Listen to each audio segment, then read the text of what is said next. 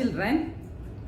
Now I am going to discuss a portion from class 10 biology, chapter 8, how do organisms reproduce. In the previous chapter, we studied about life processes which help an organism to stay alive. After a short period of time or limited period of time, all the organisms will die. In that place, new organisms have to be produced. That is, the new organisms are produced by the process of reproduction. So, reproduction involves the creation of new individuals from the existing living organisms. That means it involves the creation of new organisms from the parents. The offsprings may be similar in many aspects. We know that a cell contains a nucleus, and the nucleus contains chromosomes, and these chromosomes are the materials which help in the transfer of hereditary characters from parents to next generation in the form of DNA. Then DNA is the information source for making proteins. It is the information source for making proteins in a cell. So this DNA is present in chromosome and it is giving the information for making proteins, and if the information is changed, different proteins will be made and it will lead to altered body designs. So a basic event in reproduction is the creation of a DNA copy. At the time of cell division, DNA copying is there and the cell divides into two. The two cells are similar but may not be identical, because when the DNA copying is there, some errors will create, and these errors will create some variations in the DNA copying, because no biochemical reactions are absolutely reliable. The process of DNA copying have some variations every time, and the DNA copies generated will be similar but may not be identical to the original. If the variations are so drastic, the new DNA copy cannot work with the cellular apparatus it inherits. So what will happen? That cell will simply die. So the inbuilt tendency for variation during reproduction is the basis for evolution. So the basis for evolution is the inbuilt tendency for variation during reproduction. Next, we have to study about the importance of variation. All the living organisms are living in a habitat, and this habitat may change sometimes. That is, like temperatures on earth can go up or down, water levels can vary, etc. If the organisms were suited to a particular habitat or niche, and if the niche were drastically altered, the population would be wiped out. If some variations were present in a few individuals of these populations, they will survive. One example I will give you. A population of bacteria living in temperate waters, and if the water temperature increased by global warming, many of the bacteria will die.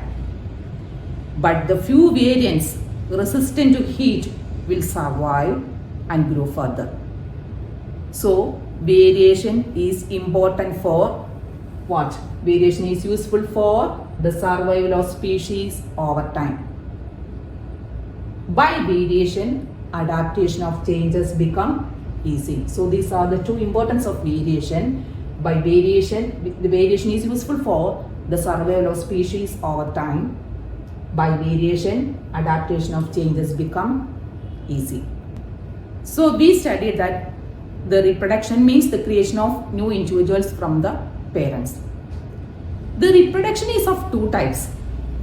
They are sexual reproduction and asexual reproduction. In sexual reproduction, two parents are there, that is male and female parents are there, and the new individual is developing by the fusion of gametes, that is sex cells. But in asexual reproduction, only one parent is there and the new individual is developed from a part of the parent cell. So in asexual reproduction, only one parent is there and there is no involvement of sex cells. So now we have to study what are the different types of asexual reproduction. The asexual reproduction that we have to study, what are the modes of reproduction used by single organisms. That means modes of reproduction used by single organisms means the different types of asexual reproduction. Here I have shown the diagram of an yeast cell. We have to do an activity. Take some sugar and dissolve it in water. In this sugar solution, we have to add a pinch of yeast cells. After 1 or 2 hours later, we have to take a drop of solution and observe it under the microscope. Then you can see a small bud is arising from the cell. And this is a developing bud. And these buds are developing into a new yeast cell. So a chain of cells you can see in the yeast cell, and these are the buds. So the method of reproduction in yeast cell is by budding. So that is one method of asexual reproduction. So the asexual reproduction in yeast cell is by budding. Then another activity we can do, we have to take a slice of bread in moist condition. After 1 or 2 days later, we can see some molds are growing there. Here you can see some molds are growing there.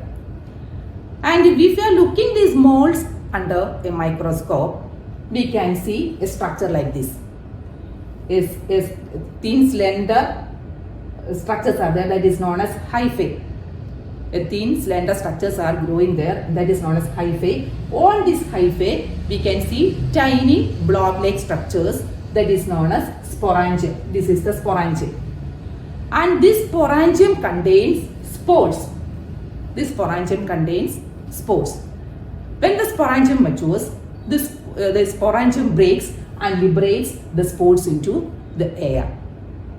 And these spores are present in the air, and it has a thick outer wall which protects these spores from unfavorable conditions. When this spore falls on a suitable substratum, it develops into a new mold. So the method of reproduction in bread mold, this is known as bread mold and it is otherwise known as a rhizopus. So the method of reproduction in bread mold or rhizopus is by spore formation. That is another method of asexual reproduction. So the asexual reproduction we studied. In asexual reproduction, the method of reproduction in yeast cell is by budding, and the method of reproduction in bread mold or rhizopus is by spore formation. Next method of asexual reproduction is fission. What is fission? Fission means splitting of the organism into two. Here we can give an example, that is fission, that is in amoeba. Amoeba, you know that it is a unicellular organism and it is a protozoan. It has irregular shape. At the time of cell division, you can see in amoeba, this is the parent amoeba. At the time of cell division, first process is elongation of nucleus. The nucleus is elongating and a small constriction is developing in the center of the nucleus. And after that, we can see a constriction in the cytoplasm also. And this cytoplasm constriction deepens, and finally the parent amoeba is dividing into two daughter cells. So here we can see first division is nuclear division, that is followed by cytoplasmic division. The nuclear division is known as karyokinesis and the cytoplasmic division is known as cytokinesis. Karyokinesis means, karyo means nucleus, kinesis means division. So karyokinesis followed by, or nuclear division followed by cytoplasmic division. So that is the method of reproduction in amoeba. Here the parent amoeba divides into two. So the method of reproduction in amoeba is known as binary fission. Bi means two, fission means breaking. So in the method of reproduction in amoeba is binary fission. The same method we can see in another protozoan, that is Leishmania. Here you can see the diagram of Leishmania. Leishmania is a protozoan which causes the disease Kala-Azar. In Leishmania, we can see at one end of the cell there is a whip-like structure is there. Here you can see a whip-like structure. So here the method of reproduction is in a definite orientation, because the splitting, when the parent cell is splitting, this whip-like structure also should be there. So it is dividing in this way, in this longitudinal way. Finally, the parent cell, the Leishmania, is splitting into two daughter cells. So this is an example of another type of asexual reproduction, that is fission. In amoeba and Leishmania, it is by binary fission. So if the question is asking what is the method of division in amoeba, you have to write it is by binary fission. In Plasmodium, Plasmodium is also a protozoan which causes the disease malaria. In Plasmodium, the method of division is by multiple fission. What is multiple fission? The parent cell is divided into many cells. Here you can see the nucleus, and the nucleus is divided into many nuclei, and each nucleus is surrounded by a bit of cytoplasm and forms a new cell. So several, that's when the cyst is breaking, we can see many daughter cells are releasing. So the method of reproduction in Plasmodium is by multiple fission. Next method of asexual reproduction, that is known as fragmentation. So fragmentation process we can see in Spirogyra. Spirogyra means it is an algae. In Spirogyra, that is an algae, we can see this algae on the top of pond water or in stagnant water. This Spirogyra simply breaks up into smaller pieces or fragments upon maturation. After maturation, this Spirogyra, that algae simply breaks up into smaller pieces, and each fragment or each piece can grow into a new individual. Here you can see the diagram. This is the parent cell, and it is breaking into small fragments, and each fragment is growing into a new organism. So this is the method of reproduction in Spirogyra, that is by fragmentation. Next method of asexual reproduction is regeneration. What is meant by regeneration? Regeneration means regenerating the lost parts. Here, in regeneration, the body is broken up into many pieces, and each piece can regenerate its lost parts. Example, planaria. One example is given here, that is planaria. In planaria, there you can see it is splitting into three pieces. That is, this portion is head region, this is middle region, middle piece, and this is tail. Each piece can regenerate its lost parts. That is, the head can regenerate the middle piece and tail. The middle piece can regenerate the tail and the head region, and the tail region can regenerate the middle piece and head region. So, in planaria, the method of reproduction is by regeneration, and regeneration means regenerating the lost parts. In the previous method of asexual reproduction, that fragmentation, there you saw that an algae, that is Spirogyra, the method of reproduction is by fragmentation, but algae is a multicellular organism. There the method of reproduction is by fragmentation. We are also multicellular organisms, but this fragmentation process is not possible in all multicellular organisms. Why? Because in multicellular organisms, specialized cells join together to form tissues, and the tissues join together to form organs, and these organs are placed in different positions of the body. So, in multicellular organisms, a complex method of reproduction is there. So, in multicellular organism, this fragmentation process is not there, not possible, because there are different organs are present in multicellular organisms, and these organs are placed in different positions of the body. So, there is in multicellular organisms a complex method of reproduction is there. So that is about fragmentation. And next one is regeneration. In regeneration in planaria, we can see the planaria can regenerate its lost parts. Next method of reproduction is by budding. That is, budding is the method which is present in Hydra. In Hydra, that is the method of reproduction. The method of reproduction in Hydra is by budding. How the budding process is taking place in Hydra? In Hydra, a bud develops as an outgrowth due to repeated cell division at one specific site. We can see here a small bud is developing. And this bud develops into tiny individuals. This bud grows and it is developing into tiny individual. When it matures, when this bud matures, it detaches from the parent body and develops into a new hydra or new organism.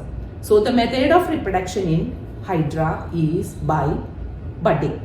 This Hydra, one method is budding. The Hydra can reproduce by regenerative method also. So regeneration process also is a process by which the Hydra can reproduce. By regeneration, so in Hydra, two methods of sexual reproduction is there, by regeneration and also by budding. So budding is the main method of reproduction in Hydra is by budding. So we studied about spore formation, budding in yeast cell also there is budding process is there. In Hydra also there is budding process is there. Then in Spirogyra there is fragmentation process is there. Then in Planaria the method of asexual reproduction is by regeneration.